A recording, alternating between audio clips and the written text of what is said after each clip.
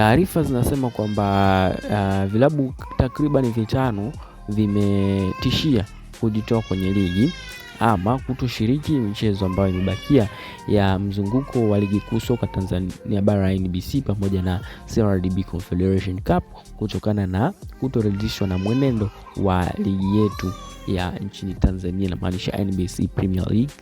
Na hii pia ni kutokana na shinikizo la Singida Black Stars ambao walicheza na Simba hapo juzi na kupoteza bao 1-0, kuonekana kwamba wameonewa na mwamuzi na malalamiko yao hayajasikilizwa na bodi ya ligi pamoja na TFF. Hivyo basi ikapelekea wao kutishia kugoma. Maana wametishia, sio kwamba wamegoma, wametishia.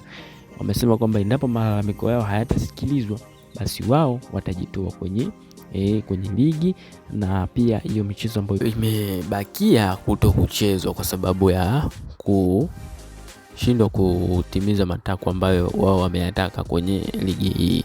Kwa hiyo ni namna tu ambavyo kizungumkuti kinaendelea. Wameanza Young Africans kuweza kugoma kwenye mchezo wa Simba, lakini pia wanasema kwamba wao malalamiko yao pia hajasikilizwa na vitu vingine. Kwa hiyo hii inaleta challenge ama changamoto kwa TFF pamoja na bodi ya ligi, na hili pia linaweza kufika mbali zaidi kwa sababu linaathiri moja kwa moja mwenendo ama tafsiri ya mchezo wa mpira nchini Tanzania, kwamba umegubikwa na vitendo ambavyo haviko sawa na nini.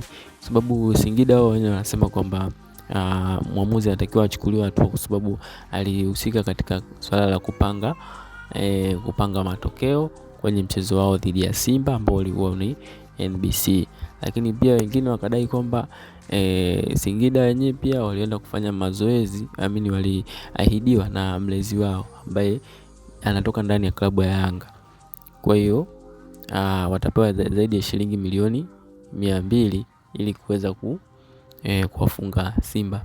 Kwa hiyo hapo kuna wewe unataka mwenzao achukuliwe hatua, na wewe pia unabidi uchukuliwe hatua. Utachagua wewe mwenyewe tufanye nini hapo na mambo yaende vizuri. Una maoni gani kuhusiana na taswira ya ligi yetu?